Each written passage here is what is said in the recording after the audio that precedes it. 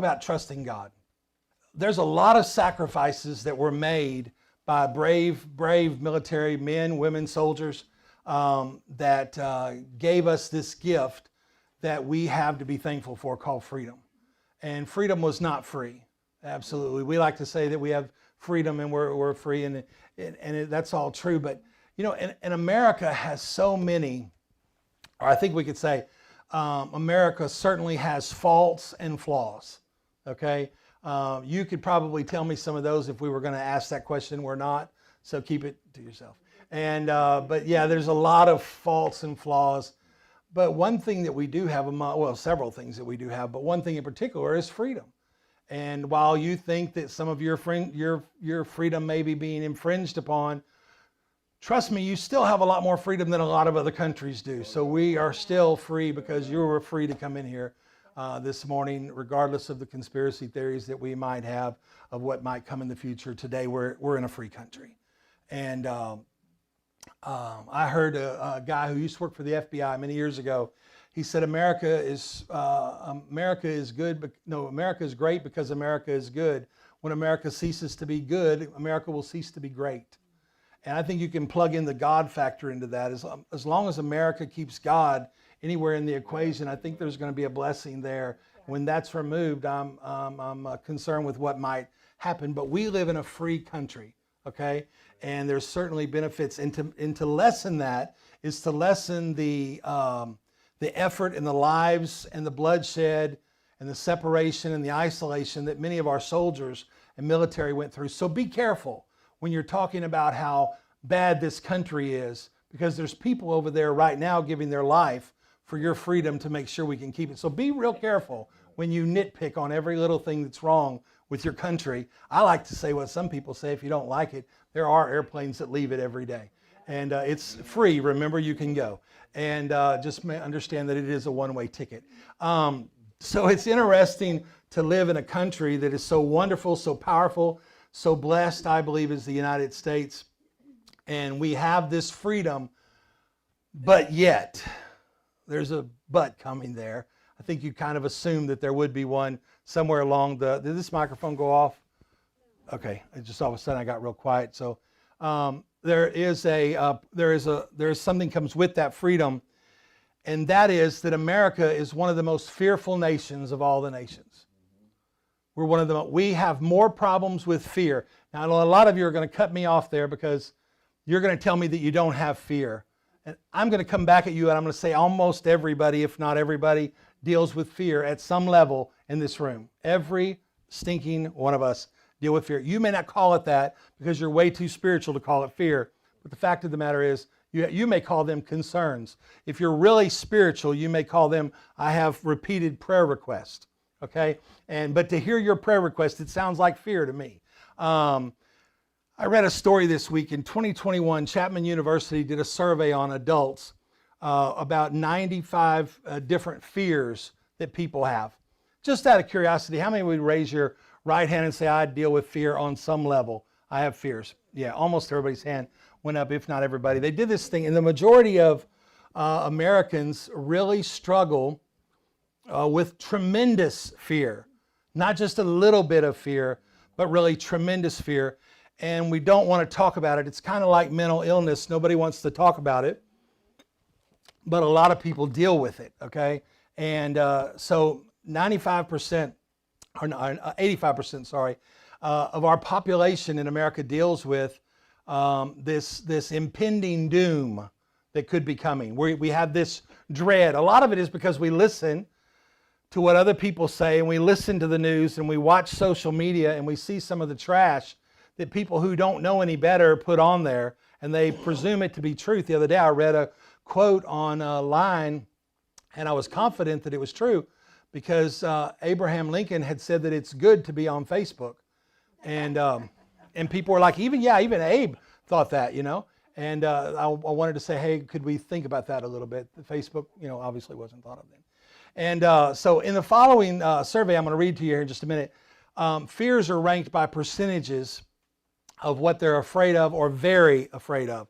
And here's the top 10 fears of 2022. I bet you they haven't changed too much in a year. Number one was corrupt government officials. 62.1% were fearful of that.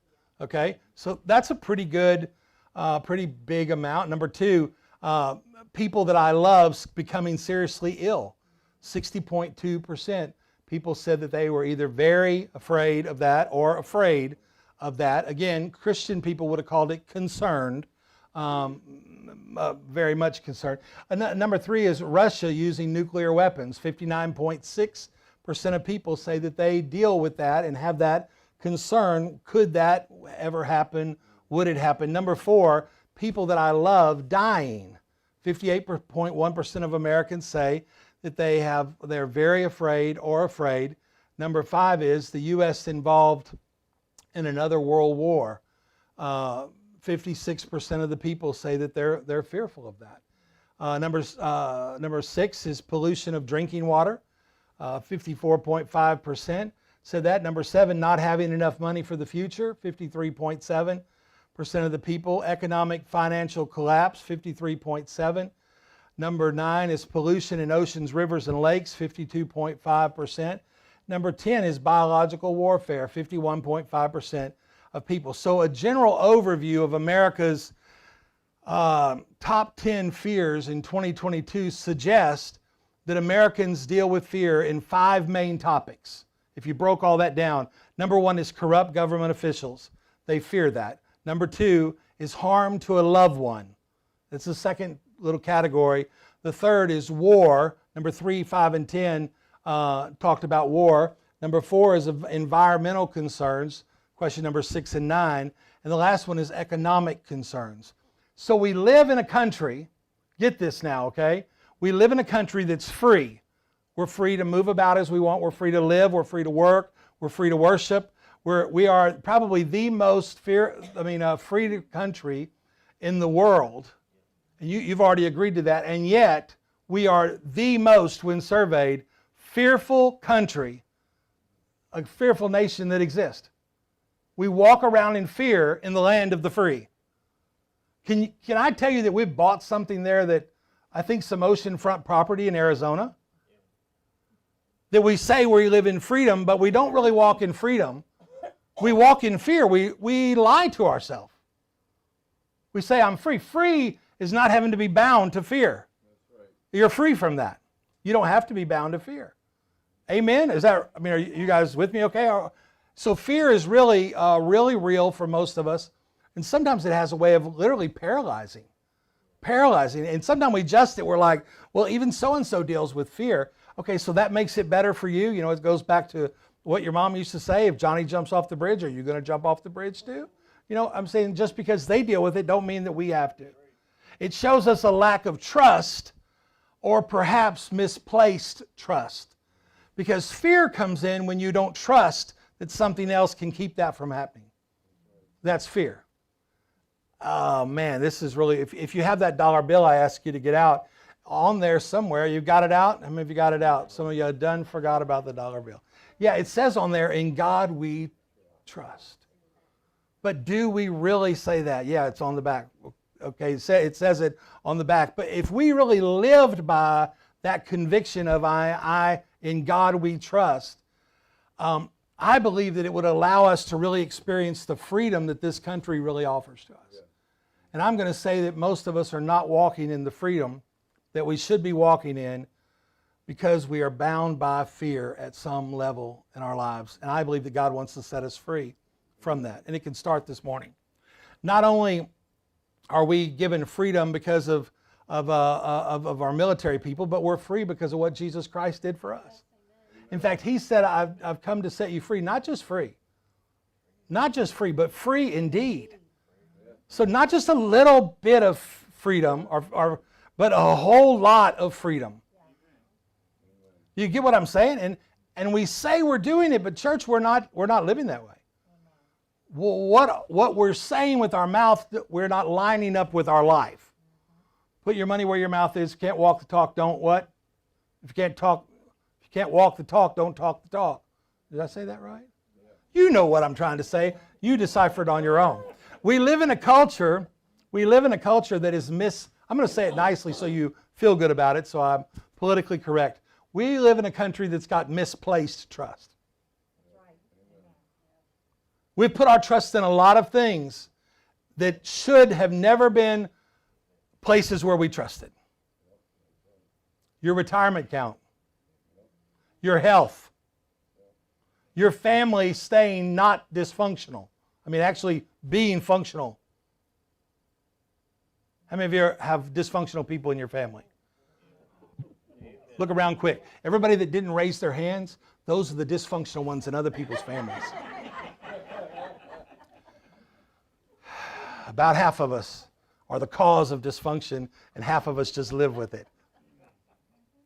We live in a time in history that everything is so uncertain because of war, because of sickness, because of chaos, and a whole lot more. It's just nonstop.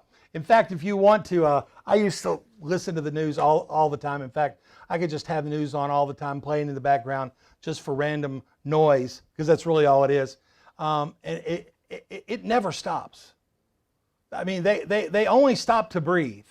And some of them, I wish that maybe they would just stop taking that break and just, it would be okay. They only stop. The bad news just keeps pouring on. You listen to it and it's like, here's another late breaking news, only to be put on top of another late breaking news, only to be top of another late breaking news of something else that's going wrong. But there's this question is when we feel anxious, when we feel afraid of, because of everything that's swirling around us, who do we place our trust in? And I'm not saying that we don't have things going on around us, because that would be a lie too. In this world, you're going to have tribulations. Things are going to swirl. Sometimes at the category of an F5 tornado. Sometimes they're just going to, they're going to be swirling everywhere, but that's not the question. The question is who are you going to put your trust in, or what are you going to put your trust in the middle of that? We live on a country, as I was saying, built on freedom. And this allows us to put God first and to have Him as our focus of our hope. That's what that freedom is really for. I believe the devil sold us a bill of goods, guys. And I believe we as a church embraced it. I mean, we moved it right on into our house. We instill it into our families. We instill it into our friends. We instill that into our children. We indoctrinate them in fear from the time, don't go outside, you might catch a cold. Well, they might not too. So do you trust more in the elements' chance of making your kid get the flu because he went outside without a jacket on? Or do you trust the great physician to keep your hard-headed kid who won't listen to you maybe safe when he goes outside without a jacket on? Who are you going to trust? I'm going to take a Tylenol. It could do. Have you ever read the back of a Tylenol bottle? I mean, it'll make you not want to have a headache. Yeah, but so am I going to be so fearful of that, or if my head? The last few weeks I've had my psychotic nerve was hurting, and some of you will get that in a minute. Yes, I know it's not psychotic, but mine was. And so they gave me some muscle relaxers, and I'm like, I don't know how much I want to relax. I don't know how much I want to chill. Melody's like, take a couple, it'll be okay. Just chill. I did what so many of you do. I read that stupid paper. That's not enough for me. I have a whole medical team. I have doctors that are all part of my medical team that I call. And I ask them, hey, is this medicine going to be okay? As if they have some kind of super knowledge that everybody else doesn't have. And if they say yes, then I'll take the medicine.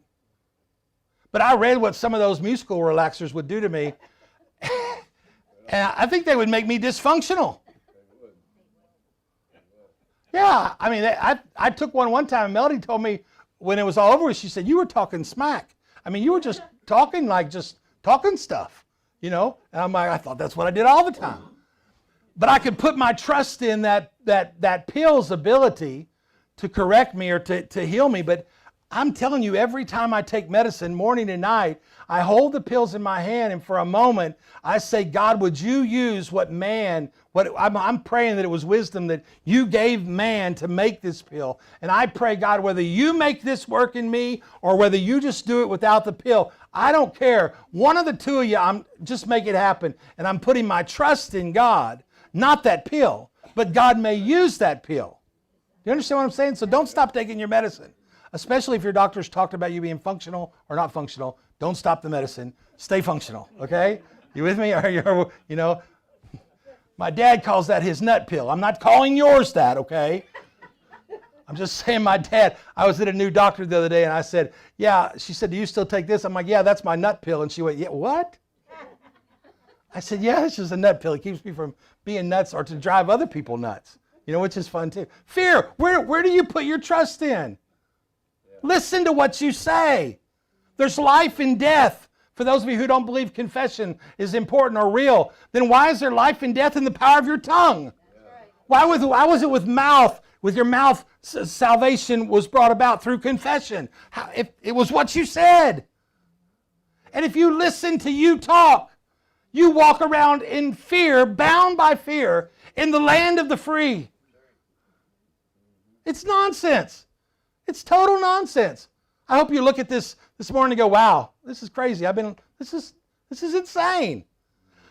Let's get to the Bible. Rather than going to any other source in difficult times, we have got to learn to trust in God. And He has our full trust. And that is the report we talk about. Yes, there is another report, but we don't have to talk about that report. Whose report are you going to believe? You're going to talk about what you believe. Shadrach, Meshach, and Abednego lived in a country and a culture that was oblivious to the ways of God. They had no idea. They didn't have a clue. The king had decreed, most of you know the story. If you don't, it's okay. Let me tell you about it. The king decreed that everyone should worship and serve him. Okay? So, pretty vain guy. The evidence of these men's trust and reliance upon God was their commitment to stay true to him no matter what they faced. Shadrach and Meshach had set their heart after God, and that's who they were running after. And whenever we face the temptation to worship and serve something other than God in our lives, we have to really ask and stop and think that we have to trust in God alone, no matter what it might cost. We've got to add those words, no matter what it might cost, because it might cost us something to really trust God. My country has given me the freedom to worship God and live for Him. Placing my faith in anything other than God will leave me disappointed and frustrated every time. Trusting in God gives me peace in every circumstance. Every time, it always works. In the end, we have to pray that we repent of things that we have placed our trust in other than God, and we have to make a commitment to serve Him only. And I think it's a hard thing to do sometimes. I know it sounds like really easy and, patty cake, kumbaya, and, whatever, build a campfire and set out or whatever, The fact of the matter is sometimes it's really hard to trust God. You remember my story that I've told many times, that one day when I was going into a medical procedure, I told God, I don't know whether you really exist or not. I want to believe. And I'm trying my best to believe. I think somebody in Scripture said, help my unbelief one time. I don't think God was shocked that I said that. You can calm down. I don't think heaven rumbled because Kevin was doubting. My middle name is Thomas. And I said, but I want to believe you and I want to trust in you. And I just need some help right now. It was those people that God entrusted to be His disciples and to take the gospel all over the world. It was the people who really admitted, you know what, sometimes I have a hard time wrapping my brain all around this and totally putting my trust in you when everything else seems so obvious. The struggle with trusting God is nothing new. It's something that God's people have dealt with for a long time, clear back to the Old Testament. In fact, here's point number one. You might want to write this down so we can get started. There'll always be pressure to bow down. There will always be pressure to bow down. The Israelites in the Old Testament were people who believed in the only one God. They believed in Yahweh. That's who they believed in. It was the only one worthy of their worship. That was it. That was it. The tragic history of Israel is that they were defeated by Babylon in 597 BC, if you care for all the details. And after this defeat, the Israelite people went into what they called exile. They were taken back to Babylon and lived there. The king of Babylon was named Nebuchadnezzar. Okay, what a name. He demanded that everybody bow down and worship him. If you don't know the story, that's the story in a nutshell. During that Israelite exile, Nebuchadnezzar made this decree that would have struck fear in anybody. He made this decree for everybody who believed in Yahweh, the one true God. He says, I want everybody, when you hear this music playing, you're going to bow down and worship me. And there's going to be a reaction. If you don't act correctly, my reaction is going to be not good on you. So you better make sure what you want to do. In Daniel chapter 3, verse 1, let's read there. It says, King Nebuchadnezzar made a gold statue, nearly 90 feet tall and 9 feet wide, and it set on the plain of Dura in the province of Babylon. Then he sent messages to the high officers, officials, governors, advisors, treasurers, judges, magistrates, and all the political or provincial officials to come to the dedication of the statue that he had set up. So all these officials came and stood before the king Nebuchadnezzar had set up. Then a herald shouted out, people of all races and nations and languages, listen to the king's command. When you hear the sound of the horn, the flute, the zither, the lyre, the harp, the pipes, and the other musical instruments, bow to the ground and worship King Nebuchadnezzar's gold statue. Anyone who refuses to do so will immediately be thrown into a blazing furnace. So at the sound of the musical instruments, all the people, whatever their race, nation, or language was, bowed to the ground and worshiped the gold statue that King Nebuchadnezzar set up. They just did what they were supposed to do. The king set up this massive image, 90 feet tall, 9 feet wide. That's pretty big, okay? Pretty big. You should not have been able to avoid it. I mean, you would have seen it. The king's goal was to celebrate an idol that required everybody's allegiance regardless of their personal convictions. Because he really didn't, nowhere in there does he say, now, if you're okay with that and you don't mind, I'd like for you when you hear the music to bow down. He didn't give them a choice. He said, this is the way, I don't really care what you think. Okay, this is it. He got everybody involved. Every government official possible was in on it. When the music played, you had to bow down. You had to place your trust in King Nebuchadnezzar. The punishment for anybody who didn't do it, where they were going to be thrown into a fiery furnace and burned alive. Throughout history, there's been a pressure for God's people to bow down and worship things other than God.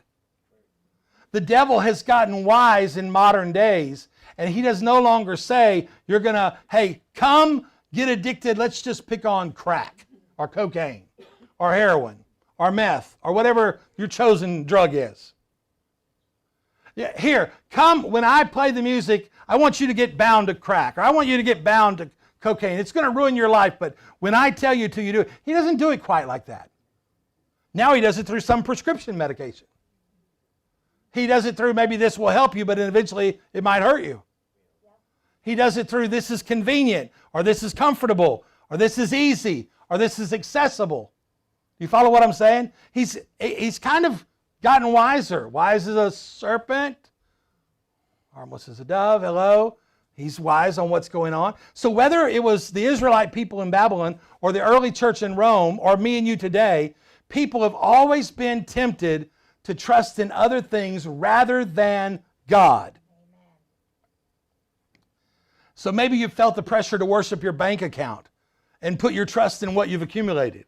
And then when the stock market falls, you're devastated. Rightfully so. At least your money's gone. And you may or may not ever get it back. Because why? Because you put your trust in something that you should have never trusted in. But that's my bank account. But it's not about your bank account. It's about your God. Seek first the kingdom of God, and then He will take care of everything else. Amen. He didn't say seek God and then worry about these things. Yep. Are you following me? Do you see the lie we've believed? I mean, some people are going insane, or have over a course of history, over what happened to their bank account, their retirement. It's gone. Where did it go? So-and-so did this and that. No, but we put our trust. Maybe there's been a pressure to worship popularity and to trust your status with those that were around you. Oh, you would have never admitted that you had a problem with popularity, but you wanted to be seen on the job. You wanted people to know that you could do that job good and you deserve that promotion. And you put your confidence in your work record.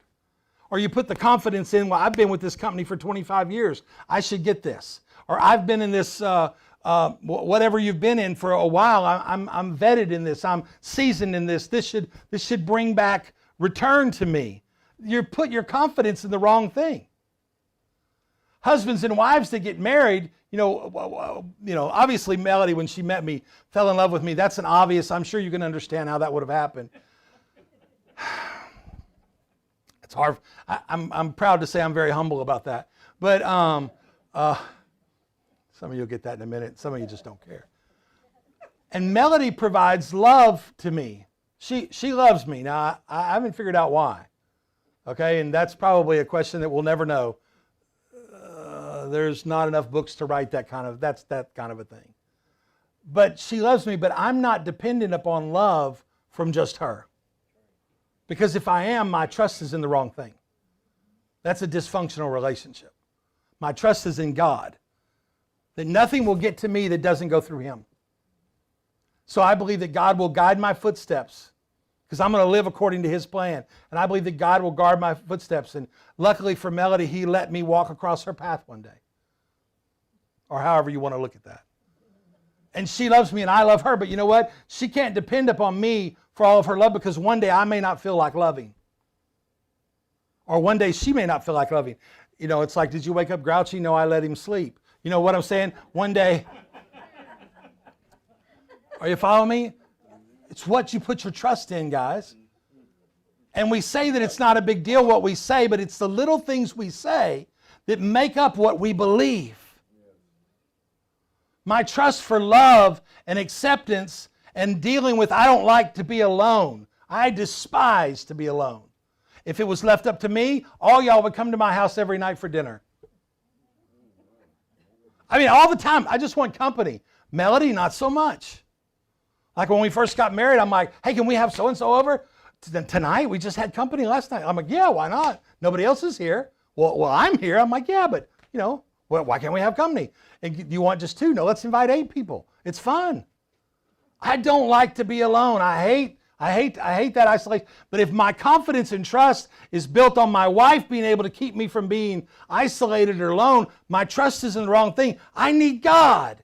And that needs to be the first thing that I say. And that's the thing I think consciously about. God may put people in my path, but it's God that I trust in, not people, not relationships, not money, not my popularity, not my political position, or my ability to vote and enact change. Let me just talk to you there for a moment. Some Americans are so freaked out over the political system. Oh, separation of church and state. Absolutely. State needs to stay out of the church's business. But church absolutely needs to be in the government's business. 100%. That's the way that train works. If that rubbing the hair wrong on the cat, turn the cat around. We'll be okay. Some of us put our trust in our ability to vote, and you should vote. By the way, just my personal opinion. You should vote.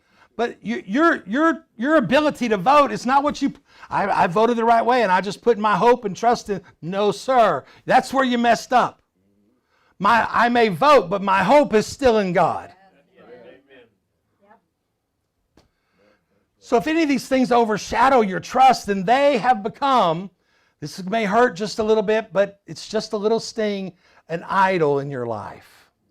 Oh, I don't have any idols, Pastor Kevin. I don't know. Because things you trust in more than God are idols in God's opinion. There's something that you put above Him or before Him. It's an idol. And I would dare say that most of us have them. Short idols, little idols, fat and big idols, all God's people. We should write a song about that. I believe that there is certainly help that can come by physical means in voting, and you should do that, but that's not where your trust is. So I pray our hope only comes by spiritual means. Whenever we start to bow down to other things, I pray God brings that back to our memory. Let's go on to number 2, because I'm running out of time. Point number 2, don't fear the fire. Don't fear the fire. After the decree is issued for everyone to worship the king, Nebuchadnezzar's cabinet tells him that there's a group of young Jewish boys who are refusing to bow down to the golden image. You know the story. Their names, Shadrach, Meshach, and Abednego. In our culture, there's often a dedicated few willing to stand up to the pressures and discard God and the lesser things. There's very few. In this story, these 3 boys were the brave remnant that said, we're not going to bow down. Even though you're going to burn us alive in the fire, Okay, if that's what you got to do. But we are not going to bow down. When the king was made aware of this, of their refusal to compromise, he is furious. He's not just mad. He's livid. He's enraged. Do you get the picture? He's gone beside himself. In Daniel chapter 3, verse 13, it says that. Then Nebuchadnezzar flew into a rage, and he ordered that Shadrach, Meshach, and Abednego be brought before him. And when they were brought in, Nebuchadnezzar said to them, "Is it true, Shadrach, Meshach, and Abednego?" I think he said it with attitude too. "That you refuse to serve my gods or to worship the gold statue that I've set up? I will give you one more chance to bow down and worship the statue that I've made when you hear the sound of the musical instruments. But if you refuse, you will be thrown immediately into the blazing furnace. And then what God will be able to rescue you from my power?" Sounds like a question that the serpent would ask in the garden in the very beginning. You know, what power is going to be able to do that? Shadrach, Meshach, and Abednego replied, "O Nebuchadnezzar, we do not need to defend ourselves before you." That's one thing that we love to do, is to defend ourselves. We don't need to defend ourselves at all. If we're thrown into the burning, blazing fire or furnace, the God whom we serve is able to serve us, and he will rescue us from your power, your majesty. I love that last two words. You can say it was an attitude. I think they were just a little bit smart aleck there. Yeah, he'll rescue us from your power, your majesty. Maybe it was respect too, but I think out of the three of them, one of them had to be a little, anyway, number 18. But verse 18, but even if he doesn't, did you hear that? What they're saying there is, this may not turn out perfect for us. In other words, we may burn up in that fire and have that pain for just a short time, but even if he doesn't. So I'm not going to serve him because he's going to make my way easy for me all the time. I'm admitting that it might be hard, that it might get tough, that it might get uncomfortable. Even if he doesn't do it, even if he doesn't do it the way I thought, we want to make it clear to you, your majesty, that we will never serve your gods or worship the gold statue that you've set up. It's not going to happen. Even if we get burned, we're still not going to do it. So it's like, you can't make me do it, nana, nana, boo-boo. Kind of a thing, kind of. Nebuchadnezzar asked Shadrach, Meshach, and Abednego if they refused to bow, and they said yes. He's asking them really a telling question in verse 15. He asked them, what God will rescue you if you're thrown into a fiery furnace? The king is wanting to instill fear in their hearts. What he's wanting them to see is, who's going to get you out of this? Who's big enough, who's mighty enough to stop this from happening to you? Do you get what I'm saying? Who's got enough power to stop me or to defy me, King Nebuchadnezzar? He's instilling fear. The world still does that to us today. He wants to erode their trust in Yahweh, the God that they've served, and cause them to have trust in a false God. To think, well, man, what if God doesn't come for me? Maybe I should just bow down and then talk to God about it later on. He's trying to make them second think what they really believe. The devil does that to us every day. Now, am I sure I'm really doing this right? When it comes time to write out your tithe check, a tithe is 10% of any money that you make. That's a tithe. That's not giving it to God, that's God's. You're just returning it. You haven't given anything. You've only returned what wasn't yours. The 10% was his. Just a little offering talk here. Anything you give over 10% is giving, not tithing. So you're sitting down and you're looking at all your bills and you're like, wow, there's this much money and I need this much to pay my bills. If I take 10% out of this, I'm not going to have enough, so my financial condition won't be what it needs to be. I don't understand that with my mind as ability. I can't think God's thoughts. I can't figure that out, so I'm going to not tithe this week. I'll catch up next week and I'll give God what's God's, but for this week, I need it. Sorry, God. You just bowed down and crushed to Nebuchadnezzar's command to trust in money over God. You just did it. Oh, God understands. He's okay if I float a little alone for a week. But that's not the point, because see, God doesn't need your money. He owns the cattle on 1,000 hills, guys. But you need to give it. Trust is when I'm going to write that check regardless of what it leaves me with. Understanding that God probably won't flatten your tires if you don't tithe. But here's what's going to happen. When you give back to Him, you return what is His. You're honoring God. You're not stealing from God. And you will do far more with 90% than you could ever do with 100% when you trust God. And it's that same example in every area of your life.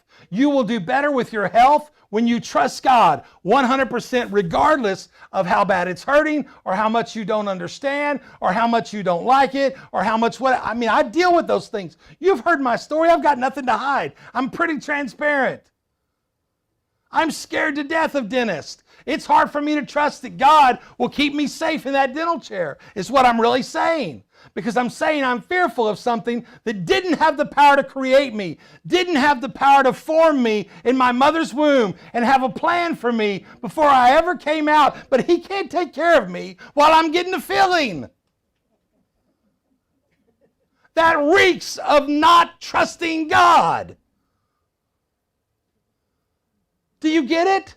It was just the devil is in the details. It's the small little things. It's not the big things. It's the little things that erode in our trust with God so that when a big thing comes, our lives crumble because we really don't have total trust in God.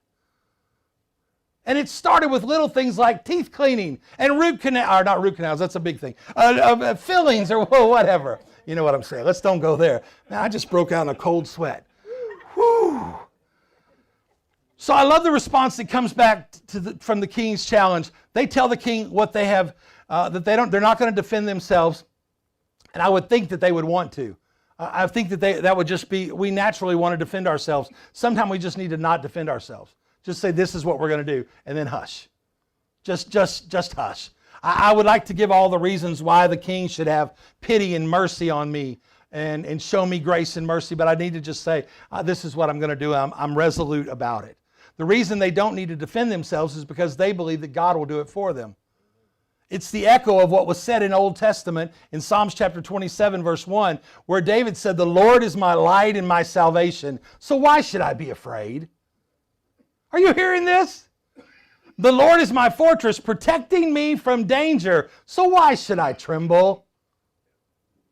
When all the evil people come to devour me, and when enemies and foes attack me, they will stumble and fall. Though a mighty army surrounds me, my heart will not be afraid. Even though I'm attacked, I will remain confident. And I know that they're coming, and I know that the battle is there. And there's just this smile on my face that says, man, I don't know how this is going to come out, but I believe that God's going to protect me and vindicate me, and He's there surrounding me. But even if He doesn't, I'm still not going to surrender. I'm just do you hear what David, man, you should memorize Psalms 27, plaster it all over your house. Regardless of what comes at me, I can't allow fear to affect me like this. The psalmist is confident that God can be trusted. He believes that God is strong. He trusts that God is ultimately in control. Well, you just don't understand how bad this is. You don't understand how big God is.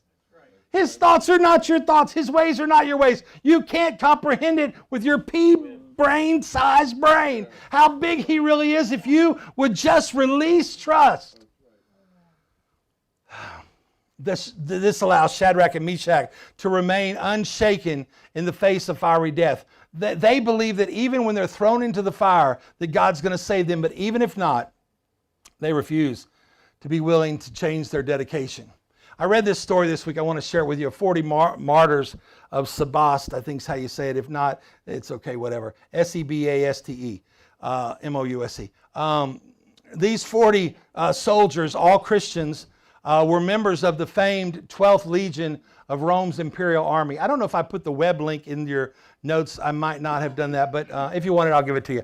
One day, their captain told the Emperor Licinius he had sent out an edict that all the soldiers were to offer sacrifices to pagan gods, okay? These Christians replied, you have our armor and even our bodies, but our heart's allegiance belong to Jesus Christ. You getting that?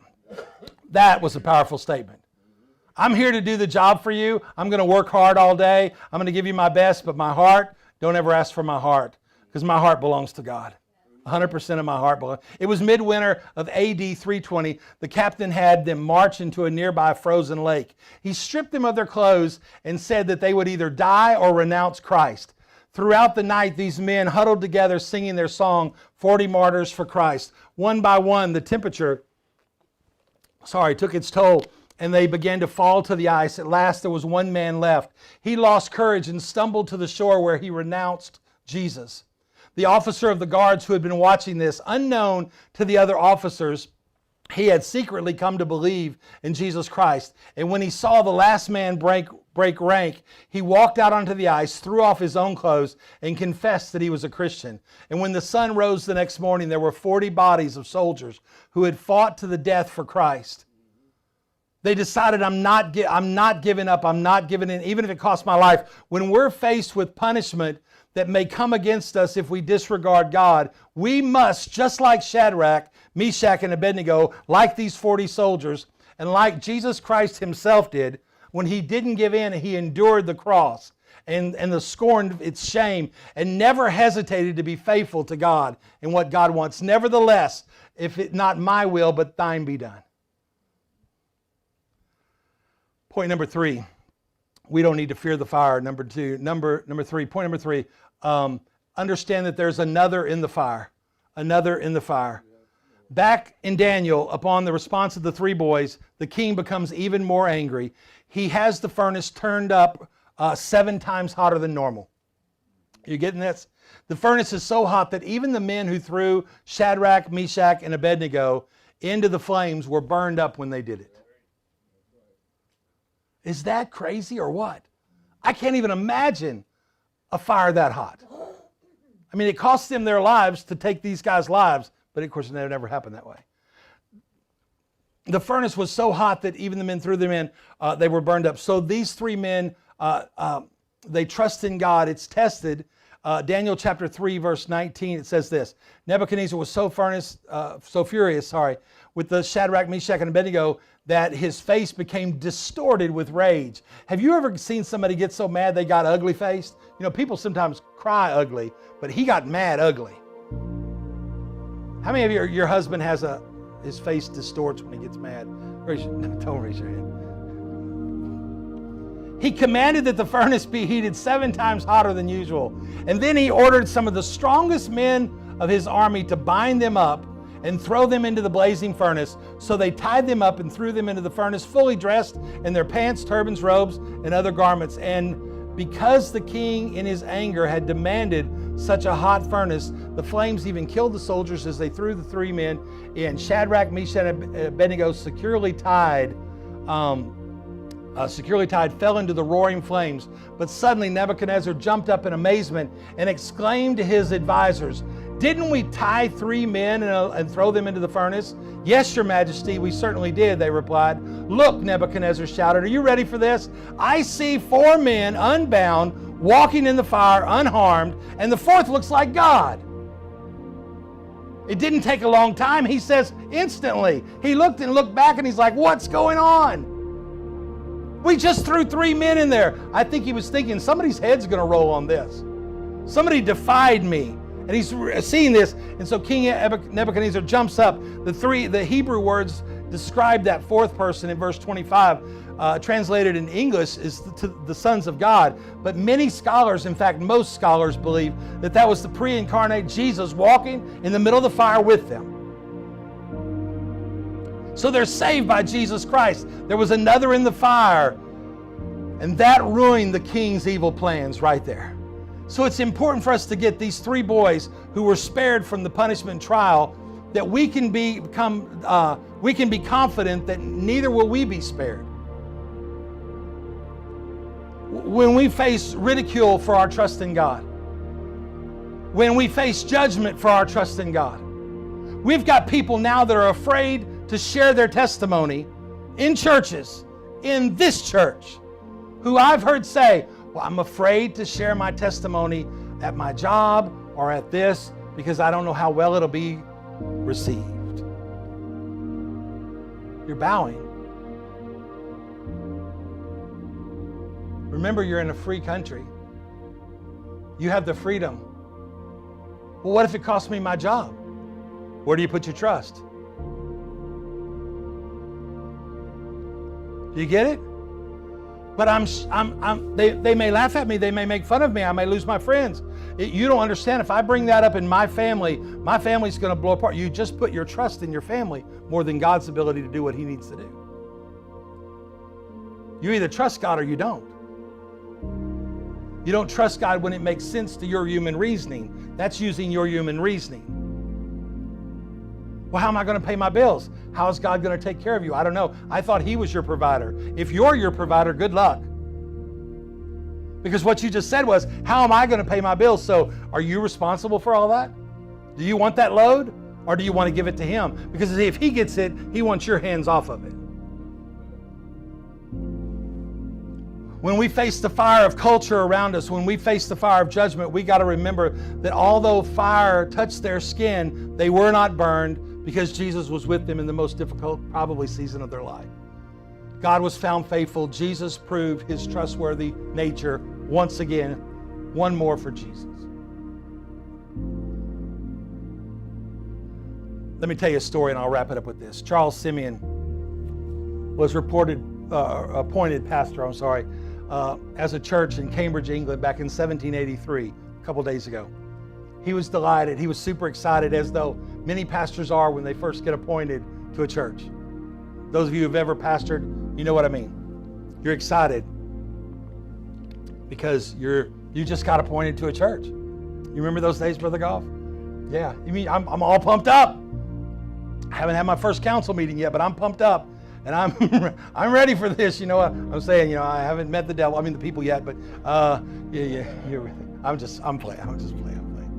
Yeah, so he was all delighted about he's the pastor, and the people of the church didn't really share his joy. One time I was appointed to a church in Indiana, and they didn't get to interview me. They talked to me on the phone. Man, sorry for them. They just talked to me on the phone, and then I moved there. And I was going regardless of how the conversation went because the overseer had appointed me to go. I didn't even see the church, the house, or nothing about it. I didn't see nobody, sight unseen. I pray I never have to do that one again. That was okay. That was no fun. And when I got there, I found out that I was super excited. I'm like, yes, I'm your pastor. And they're like, oh, okay. And I'm like, they didn't share my joy. I'm like, guys, do you realize I'm here? I'm your pastor. They're like, okay, we'll see you next week. They were not excited. The same thing with this guy here. Many prominent members of his church opposed his convictions. Listen to this. This is what I really want you to hear. I should have just told you this and let you go home. They opposed his convictions to reach the lost with the gospel. And back then, in some of the older churches, if you want to study it out, to show their displeasure, they had pew boxes. It's kind of like box seating at a theater, at a stadium. You know how they have up top for the people who are rich and don't want to sit down where they can see the game? They set up in those boxes and their own little private air-conditioned rooms and have waiters and waitresses. So there was like a box. So say there was a little box over here with a little wall around it, and that was the curry section. And you didn't sit in the curry section unless you were asked. It was the curry section. Over here you had the Millers, and over here you had the, whatever. Everybody had their little section. If you weren't, a long-term person or gave a lot of money, you just sat where you could sit. So what these guys did is that they locked their pew boxes. And they didn't come themselves to hear their pastor Simeon preach. But they locked their box so that nobody could get into it because they didn't want anybody to come in and sit and hear that because they had a problem with his convictions to reach the lost with the gospel of Jesus Christ. And so to show it, that's what they did. And if anybody was going to come hear him preach, they were either going to stand or sit in the aisles. That's what they'd have to do. And they didn't care. How many of you believe that church needed some help? Eventually, God began to work in Simeon's ministry, and it had a powerful influence over the nation of England. You should look it up. And the world through his efforts, great missionary work. But anyway, During the dark days of opposition, here's what Simeon wrote. I want you to get this. He said, in this state of things, I saw no remedy but faith and patience. And I probably would agree with him. That's about all you got left there, buddy. It was painful indeed to see the church, with the exception of the aisles, almost forsaken. Imagine this, all the sections all empty, but people packed into the aisles and places as tight as they could get. Everything else empty. It was painful to see that, with the exception of the aisles almost forsaken. But I thought, if God would only give a double blessing to the congregation that did attend, that there would, on a whole, be much good done, as if the congregation had doubled and the blessing limited to only half the amount. This comforted me many, many times without such reflection, that I should have sunk under my burden. So you got this guy who wants to reach the people with the lost with the gospel of Jesus Christ. The church people don't want anything to do with that. They essentially lock everybody out other than what can sit in the pews. He decides, I'm going to give it my all, and I'm going to pray that God blesses and doubles what's in the aisles so that the church will just begin to grow and grow in people. He didn't let opposition mean that he was doing things wrong, only as an evidence that he was doing things right. So many times when we start doing things, we allow ourselves to be deterred from doing things unless we have complete approval. It's certain that we're never going to accomplish anything of value doing that.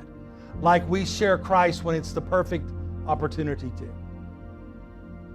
When everything is just right and we're comfortable and they're comfortable and there's peace and a nice river flowing, then we're going to share the gospel of Jesus. But what if it's in the middle of turmoil?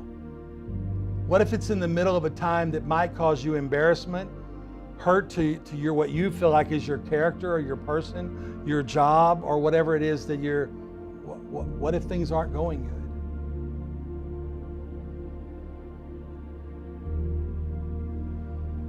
Guys, we are wrapping up time so quick, I think, because this illustration shows how much God can be trusted in the face of trial. We're wrapping this thing up on this earth quicker than most of us even have a clue. And God has left us here for an exact reason and responsibility.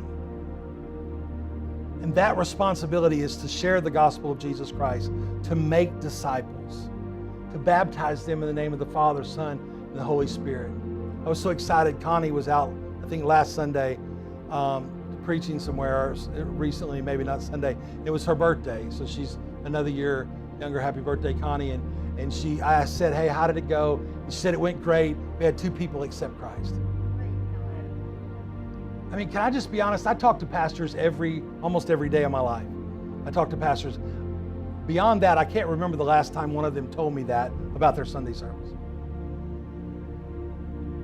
Oh, we had a good service. The offering was good. The crowd was nice.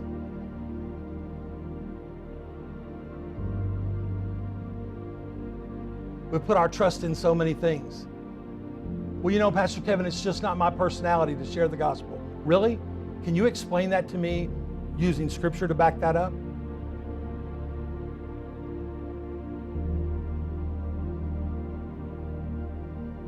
But it might be hard. In our society, it probably will. You've got Muslim people who stand up for what Muslims believe, and Christians go crazy with it. Those Muslims are just taking over with what they believe. Yeah, because they stand up strong and declare it. You've got a people that just finished a month full of pride. They're loud and proud. And you know what? They don't really care if it bothers us. They're not too much moved by that. In fact, some of them frankly enjoy it. But they're not ashamed of what they say they want. Loud and proud. And you got the Christians over in a corner, huddling, biting their fingernails like they're a bunch of nervous, long-tailed cats in a room full of rocking chairs. Saying, well, I just don't know if it's the right time. I just don't know if it's the right place. I don't know, what if they don't like it? What if I don't say it the right way? That's not really my responsibility. It's the pastor's job to build the church. I kind of left Ephesians 4:13 out of that, but it's okay. Are you hearing what I'm saying? We have allowed the forces in our world, the Nebuchadnezzars of our world, to create rules and laws that have essentially shut us down as a church. They don't mind us getting together in here this morning and clapping our hands and singing our cute little songs about Jesus. Because here's what they know. At the end of this time, in about 5 minutes, if some of y'all will stay awake, I'm going to let you go home. And they know we're not going to do anything with it the rest of the week till next Sunday. So they're not bothered by it. We're no threat. How about if we change that? How about if we become the threat? How about if we be the positive peer pressure? How about if we stand for Jesus in the midst of what might be the biggest trial in our life? How about with boldness we use that Holy Spirit who empowered us to give us the power to be the witness? And he didn't say if you're not timid or shy or if it's your personality. Can I just tell you, Family Life Church, it is not, the only choice is, are you going to obey or disobey? Are you going to share the gospel or are you not going to share the gospel? Are you going to live a life of trust in God, or are you going to shy under the pressure of the world and the culture that's all around us? We got to relinquish control. We got to rely on God. There's a prayer, you've heard it before, by Reinhold Niebuhr, a 20th century theologian, who penned this prayer that we call the Serenity Prayer. Never really cared for this prayer too much, but this week I read it differently. And I put it up on the board. I want us to read that to close our service today. And to use our freedom, because it's July 4th, remember? To put our lives into God's hands, into what God's ways are and what God's thoughts are for our life, not our own. I personally am going to find that challenging. Because God doesn't need me to be in control. He needs me to be under control. Put that up there, Levi, if you could. It says this: God grant me the serenity to accept the things I cannot change. Man, that's enough right there to pray for me for a week. Can I just marinate my brain on that? Because that's good. That's going to take me a while. Because see, I'm a fixer. That's why I'm a lousy counselor. You come to me for counseling, I want to fix your problem. Like that, send you out happy. Admit it, quit it, forget it, get on with it, we're good. $49, please. I'm just kidding. You know what I'm saying? I'm a fixer. I want to make you better. But God, give me the ability to accept the things that I can't change these things. Maybe it's something with your health, your finances, your family, that you can't change it. But you're still going to make a decision to trust in God. Are you getting this? The courage to change the things I can. In other words, the things that I can really do to, dadgummit, do something about it. Are you with me? And the wisdom to know the difference. I may have a problem in that area too. And just the good old horse sense to know, hey Kev, this one you can do, this one leave to God. Living one day at a time, there's another problem. And enjoying one moment at a time. Accepting hardship as the pathway to peace. We do the exact opposite in our world. If we have hardship, we think we're going into trouble and that things are not right and maybe God's not moving, when actually it's quite the opposite. When you're going into hardships, it's leading you to peace because God's right there. He's right there. Okay, let's go on. Talking as Jesus did, taking as Jesus did, this sinful world as it is, not as I would have it, trusting that you will make all things right. Trusting that you, God, will make all things right. He said that He would make things work to our good if we were called according to His purpose, if we loved Him and were called according to His purpose. So if you got those two things, He's going to make those things right. You've just got to trust Him. And when you take it in your hands, it's in your hands now. What are you going to do with it, big boy? You're with me. Not as I would have it, trusting you'll make all things right. And if I surrender to your will, that's a big question that you'll make this morning. What will you change about your trust in God? Will you walk out of here and say, I don't know if that message really applied to me, but it did. Somewhere in your life, it did.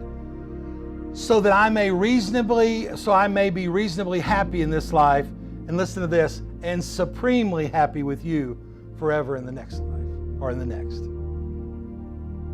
I encourage you, why don't you put that prayer, those notes somewhere where you read that, and this week, maybe just pray that prayer.